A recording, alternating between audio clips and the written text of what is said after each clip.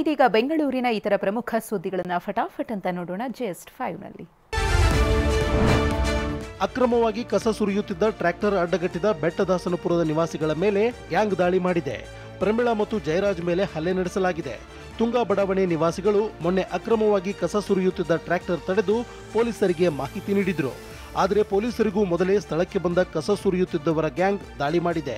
ಸದ್ಯ ಆಂಟೋನಿ ರಾಜ್ ಮತ್ತು ಮುತ್ತುನನ್ನ electronic city ಪೊಲೀಸರು ಅರೆಸ್ಟ್ ಮಾಡಿದ್ದಾರೆ. ನಿನ್ನೆ ಗಾಡಿ ಬರ್ತಾ ಇದ್ದಿದ್ದ ನಿಲ್ಲಿಸಿದಾಗ ಆ ಕಸ ಡಂಪಿಂಗ್ ಮಾಡೋದು ಆಂಟೋನಿ ರಾಜ ಅಂತ ಹೇಳಿದ್ರು.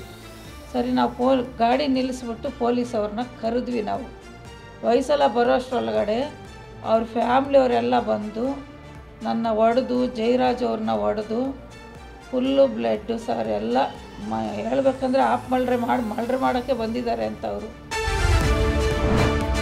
ಪರಪ್ಪನ ಅಗ್ರಹಾರ ವಾರ್ಡ್ ವ್ಯಾಪ್ತಿಯ ಸಿಂಗಸಂದ್ರ ಬಡಾವಣೆಯ ಜನವಸತಿ ಪ್ರದೇಶದಲ್ಲಿ ಬಾರ್ ತೆಗೆಯಲಾಗಿದೆ. ಇದಕ್ಕೆ ಸ್ಥಳೀಯ ನಿವಾಸಿಗಳು ವಿರೋಧ ವ್ಯಕ್ತಪಡಿಸಿದ್ದಾರೆ. ಬಾರ್ ಮುಂದೆ ಕುಳಿತು ಸಿಂಗಸಂದ್ರ ಬಡಾವಣೆ ಮಹಿಳೆಯರು ಪ್ರತಿಭಟನೆ ನಡೆಸಿದರು. ಬಾರ್ ತೆರವುಗೊಳಿಸುವಂತೆ ಬಿಬಿಎಂಪಿ ಅಬಕಾರಿ ಇಲಾಖೆ, ಬೆಂಗಳೂರು ನಗರ ಡಿಸಿಗೆ ದಲಿತ ಸಂಘಟನೆಯವರು ಒತ್ತಾಯಿಸಿದರು.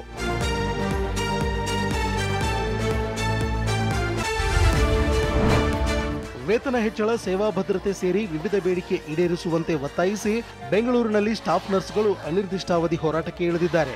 ಫ್ರೀಡಂ ಪಾರ್ಕ್ನಲ್ಲಿ ಅಹೋರಾತ್ರಿ ಧರಣಿ ನಡೆಸ್ತಾ ಇದ್ದು ರಾಜ್ಯದ ಸಾವಿರಾರು ನರ್ಸ್ಗಳು ಭಾಗಿಯಾಗಿದ್ದಾರೆ.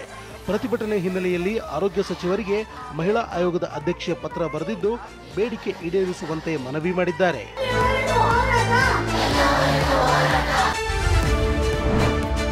ರಾಜ್ಯದಲ್ಲಿ ಇಂದಿನಿಂದ ಏಕಕಾಲಕ್ಕೆ ಎಸ್ಎಸ್ಎಲ್ಸಿ ಪೂರ್ವ ಸಿದ್ಧತಾ ಪರೀಕ್ಷೆ ಆರಂಭಿಸಲಾಗಿದೆ. ಬೋರ್ಡ್ ಮಾದರಿಯಲ್ಲಿಯೇ ಪರೀಕ್ಷೆ ನಡೆಸಲಾಗುತ್ತಿದೆ. ಕೆಲವೆಡೆ ಪ್ರತಿ ವಿದ್ಯಾರ್ಥಿಯಿಂದ ಪ್ರಶ್ನೆ ಪತ್ರಿಕೆಗೆ 50 ರೂಪಾಯಿ ಸಂಗ್ರಹಿಸಲಾಗಿದೆ. ಆದರೆ ಪೂರ್ವಭಾವಿ ಪರೀಕ್ಷೆಗೆ ವಿದ್ಯಾರ್ಥಿಗಳಿಂದ 50 ರೂಪಾಯಿ ಸಂಗ್ರಹಿಸಿರುವುದಕ್ಕೆ ಪೋಷಕರಿಂದ ವಿರೋಧ ವ್ಯಕ್ತವಾಗಿದೆ. ಈಗ ಅವರು ಪ್ರಿಪರೇಟರಿ ಎಕ್ಸಾಮ್ಗೆ ಒಬ್ಬ ವಿದ್ಯಾರ್ಥಿಯಿಂದ 50 ರೂಪಾಯಿಯನ್ನ ಕಲೆಕ್ಷನ್ ಮಾಡಬೇಕು ಅಂತ ಹೇಳೋದು ಸರಿಯಾದಂಥ ಕ್ರಮ ಅಲ್ಲ.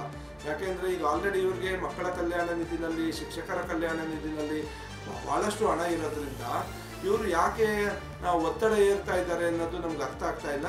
ಇದು ಎಲ್ಲೋ ಒಂದ್ ಕಡೆ 9 ಲಕ್ಷ ವಿದ್ಯಾರ್ಥಿಗಳು ಅಂದ್ರೆ ತಲಾ 50 ರೂಪಾಯಿ ಅಂದ್ರೆ ಒಟ್ಟು 4.25 ಕೋಟಿ ರೂಪಾಯಿ ದುಡ್ಡು ಆಗ್ತದೆ. ಏನು ಪ್ರಿಂಟಿಂಗ್ ಮಾಫಿಯಾದವ್ರ ಜೊತೆ ಈ ಬೋರ್ಡ್ ಅವರು ಕೈ ಜೋಡಿಸಿದಾರ ಅನ್ನೋ ಅನುಮಾನ ಕೂಡ ಕೇಳಿ ಬರ್ತಾ ಇದೆ.